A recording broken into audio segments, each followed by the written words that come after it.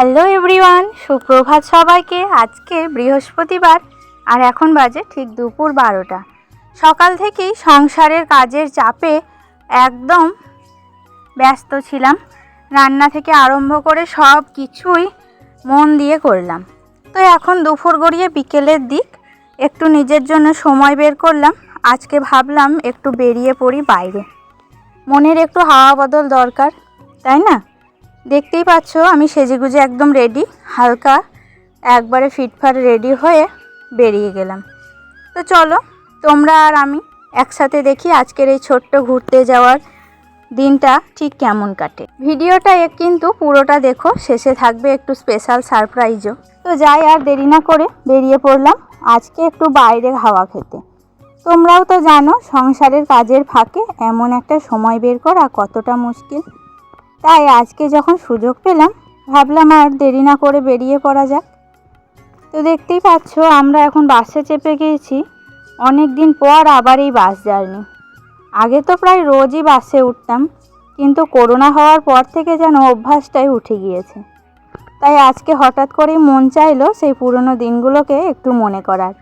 বাসের জানলা দিয়ে হালকা হাওয়া, রোদের আলো, রাস্তার ভিড়, সব কিছু মিলিয়ে এক অন্যরকম অনুভূতি। তো কতদিন পর যে আবার নিজের জীবনটাকে আবার নতুন করে দেখছি। চলো আজকের দিনটা কেমন কাটে সেটা আমরা একসাথে দেখব। তোমরা ভিডিওটা স্কিপ না করে একটানা দেখে যাও, কারণ আজকের ব্লগে থাকবে অনেক সারপ্রাইজ। আর আমি তোমাদের সাথেই থাকবো পুরোটা পথ একদম মন থেকে। প্রথমেই দেখো, আজ অনেক দিন পর বাসে উঠেছিলাম, ভাবছিলাম আরাম করে বসে যাব, কিন্তু কোথায়, বাসে উঠেই দেখি প্রচুর ভিড়। আর এই গরমে ভিড়ে কষ্টই হচ্ছিল। একটু দাঁড়িয়ে যেতে হয়েছিল, তবে কিছুক্ষণ পর সিট পেয়ে গিয়েছিলাম। ভেবেছিলাম একটু বসবো, কিন্তু সিটে বসতে না বসতেই আমাদের গন্তব্য এসে গেল। তো এখন আমরা পৌঁছে গিয়েছি আমাদের গন্তব্যস্থলে। সেখানে একটা ছোট্ট কাজ আছে, খুব বেশি সময়ও লাগবে না। চটপট কাজটা সেরে আবার রওনা দেব বাড়ির দিকে। দেখতেই পাচ্ছ আমরা এখন বসে আছি, একটু বিশ্রাম নিচ্ছি। কাজটা সেরে ফেললেই আবার নিজের ছোট্ট গৃহে ফিরে যাব। তো দেখো বাড়ি ফেরার পথেই বাবুর খুব খিদে পেয়ে গিয়েছিল। অনেকক্ষণ কিছু না খাওয়ার জন্যই আজ একটু বেশি খিদে লেগেছিল। আমি ভাবলাম বাইরেই যখন এসেছি তখন একটু মিষ্টির দোকানে ঢুকে বাবুকে কিছু খাইয়ে দিই। তো দেখতেই পাচ্ছ এখানে ঢুকে পড়েই বাবু একটা মিষ্টির দোকানে হাত ধুতে গেল, তারপরেই বসলো খেতে। তো আজকে ওর মুখে বেশ খিদে ছিল, তার জন্য একটা মিষ্টি নিয়েছে আর একটা সিঙ্গারা। কিন্তু সিঙ্গারাটা দিতে আমার মন চাইছিল না, জেদ করছিল ও, তার জন্য দেওয়া। সিঙ্গারাটা বেশি ঝাল হয়েছিল বলে খেতেও পারিনি সবটা, একটুখানি মুখে দিয়েই তারপরেই আমাকেই খেতে হয়েছিল। তো যাই হোক, খাওয়া দাওয়া করে দেখো এখন কিন্তু আমরা হাঁটতে শুরু করে দিয়েছি। মিষ্টির দোকানটা তো বাস স্ট্যান্ডেই ছিল, তাই দেখো খাওয়া দাওয়া সেরে হেঁটে হেঁটেই বাড়ির পথে রওনা দিলাম। দেখো তো রাস্তার কি অবস্থা, এই কয়েকদিন ধরে যা বৃষ্টি পড়েছে তার জন্য রাস্তাগুলোতে প্রচুর কাদা জমে আছে। চলতে একটু অসুবিধা হচ্ছিল, যেন পা না পিছলে পড়ে যায়। তা আজকে কিন্তু একদিকে ভালোই হয়েছে। আমি ভেবেছিলাম যদি বৃষ্টি পড়ে তাহলে আর বেরোনোই হতো না, কিন্তু ভাগ্যটা অনেক ভালো, আজ এক ফোঁটাও বৃষ্টি পড়েনি, বরং উল্টে রোদ উঠেছে বেশ সুন্দর। রোদের আলোতে রাস্তাটা একটু শুকিয়েছে, যাওয়া আসা করতে খুব একটা অসুবিধা হয়নি। তবে হ্যাঁ, এই কাদা শুকোতে সময় লাগবে, আর যদি আবার বৃষ্টি নামে তাহলে আবার একই অবস্থা। তবে এসব তো চলতেই থাকে, বর্ষাকাল মানেই একটু টুকটাক ঝামেলা। তবু আজকের এই রোদ্দুর আর ছুটে চলার ভেতরে একটা ভালো লাগা আছে। তারপরে অনেকটা পথ পেরিয়ে আবার চলে এলাম বাড়ি। সত্যি বলতে আমারও খুব খিদে পেয়ে গিয়েছিল।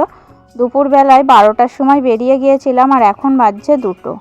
ভেবেছিলাম বেলা হয়ে গিয়েছে আজ খাবো না, কিন্তু শরীর আর মন দুটোই মানছিল না, তাই একটু ভাত খেয়ে নিলাম। আর এখানেই দেখো আজকে বৃহস্পতিবার, মা লক্ষ্মীর দিন, তাই মা লক্ষ্মীকে খুব সুন্দর করে সাজানো হয়েছে।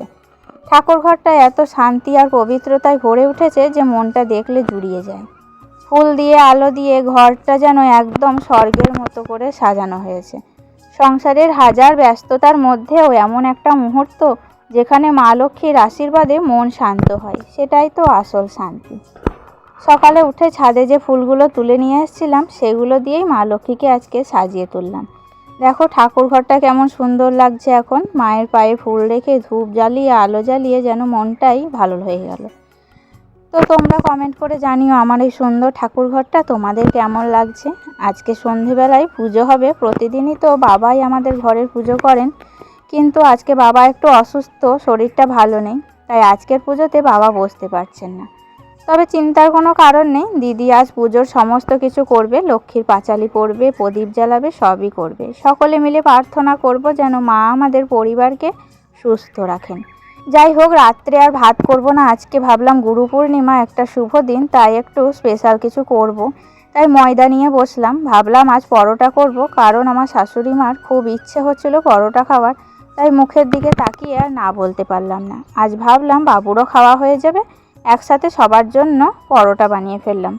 অল্প করেই বানিয়েছি, বেশি কিছু বানিয়েনি।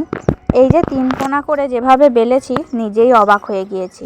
অনেক সময় বেলতে গিয়ে তো দেখি টেরা বেঁকা হয়ে যায়, কিন্তু আজকে জানি এত সুন্দর বেলা হয়েছে, পরোটাটা যেন পারফেক্ট শেপে তৈরি হয়েছে। তারপর দেখো আমি পরোটাটা ভেজে নিলাম, আর একটু আলু ভেজে নেব ঝাল ঝাল করে। বাবু কিন্তু ভাত মুড়ি খুব একটা পছন্দ করে না, বরং ওর প্রিয় হলো ময়দা। পরোটা, লুচি এসব পেলে আর কিছু ওর চাই না। তাই যখন একটু সময় পাই তখন ভাবি এই সুযোগটাকে হাতছাড়া করি না। যেমন আজ করলাম, বাবুর মুখটা খুশিতে ভরে উঠুক, সেটাই হলো আসল। আজকে বানালাম ওর জন্য পরোটা, আলু ভাজা, তো ঝাল ঝাল করে আর একটু মিষ্টিও এনে রেখেছিলাম। ডিনারটা কিন্তু একদম বাবুর পছন্দ মতোই হয়েছে আজ। এখন দেখো বাবুকে খাওয়াতে বসেছি, আর ও একদম মন দিয়ে খাচ্ছে। ভাবতেই পারিনি আজ পরোটা পেলে ও এত খুশি হবে। সত্যি বলছি, ওর মুখের এই ছোট্ট হাসিটাই যেন সারাদিনের ক্লান্তি দূর করে দেয়। খাওয়ানোর সময় বাবু যত না ব্যস্ত, তার থেকেও বেশি গল্প করছে। একটা কামড় সঙ্গে একটা গল্প, তারপর আবার একটা কামড়, আবার গল্প। যেন ওর গল্পেরও কোনো শেষ নেই।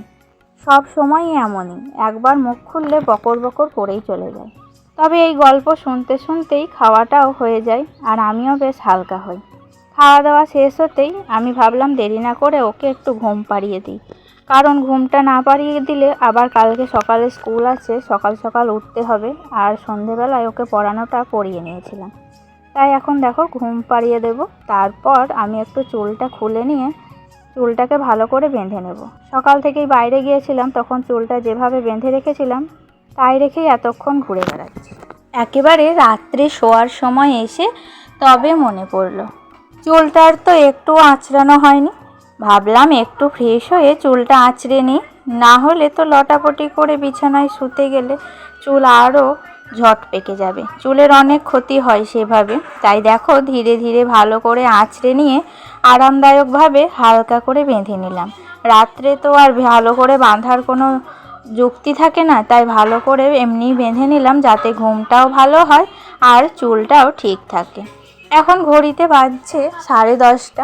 বাবুও কিন্তু ঘুমিয়ে পড়েছে।